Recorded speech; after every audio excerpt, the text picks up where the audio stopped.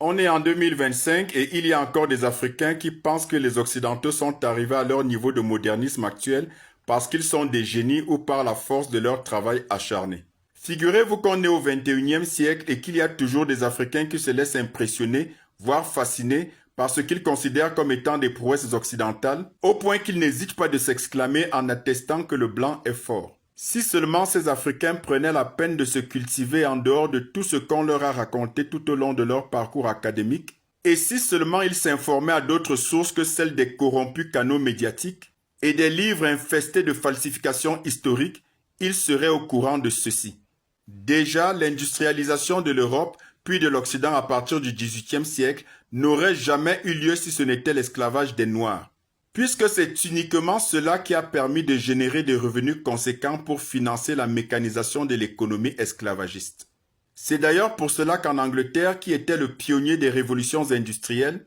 on parle de «from plantations to plants», ce qui signifie des plantations aux entreprises ou aux firmes, ce qui montre bien la transition de l'esclavage à l'industrialisation et donc témoigne à suffisance du caractère déterminant de l'esclavage dans la prospérité de l'Europe puis de l'Occident. L'industrialisation de l'Occident et donc les fondements de son modernisme actuel se sont faits sur les vies des Africains qui ont été déportés, mutilés, surexploités par dizaines de millions.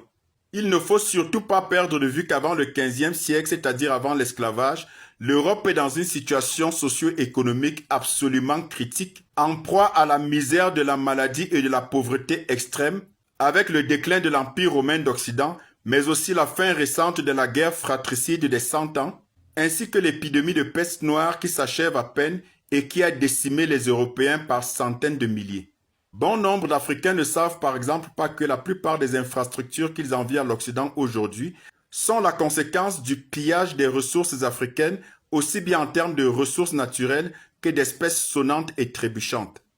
Combien savent par exemple que l'armée américaine, sur instruction du gouvernement américain, a pillé la Banque centrale d'Haïti en 1914, emportant des dizaines de tonnes de lingots d'or pour une valeur de plus de 20 millions de dollars. Tout ceci avec la complicité active et l'incitation de Wall Street par le canal de la National City Bank of New York qui allait devenir la Citibank ou Citigroup qu'on connaît aujourd'hui.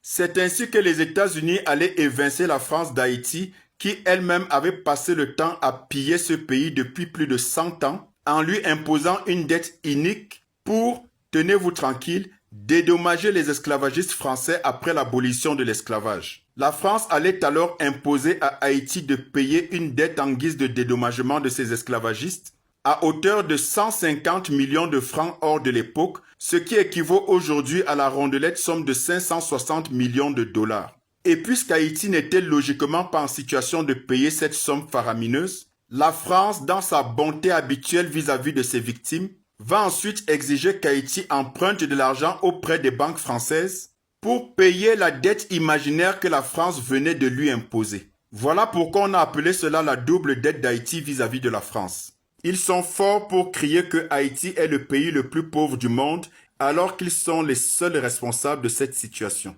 Pour ce qui est des multinationales et des beaux édifices que vous admirez en Occident aujourd'hui, bon nombre parmi eux doivent leur existence à l'époque de l'esclavage. C'est notamment le cas, entre autres, de la Lloyd Bank d'Angleterre, de la Société Générale en France, du Château de Versailles, de l'Élysée, de la Maison Blanche, du Capitole et de bien d'autres monuments et multinationales occidentales. La Tour Eiffel, par exemple, qui fait la fierté de Paris et de la France aujourd'hui, a été construite en 1875 grâce au financement du Crédit industriel et commercial qui a fait toute sa fortune pendant la période de l'esclavage grâce au commerce de la traite négrière.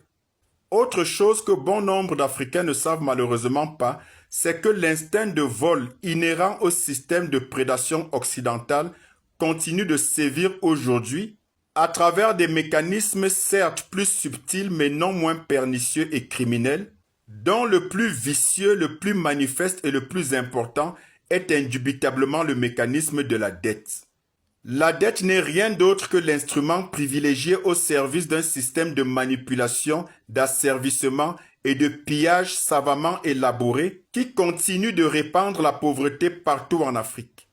Si après cela tu fais encore partie de ceux qui reprennent servilement le narratif selon lequel les Africains ne devraient plus parler des atrocités des crimes qu'ils ont subis, alors qu'il s'agit de ne surtout pas oublier son passé pour ne pas retomber dans les mêmes travers, surtout que les Africains continuent à payer jusqu'aujourd'hui le lourd tribut, si après ça tu continues de croire que les Africains sont les seuls responsables de leur malheur et que quoi que ce soit de bon puisse venir des Occidentaux, parce que tu penses qu'ils sont sincères quand ils disent qu'ils veulent aider l'Afrique, alors c'est que ni moi ni personne ne peut te sortir de ton égarement. Tout ce qu'il te reste à faire, c'est de changer de pasteur ou de marabout.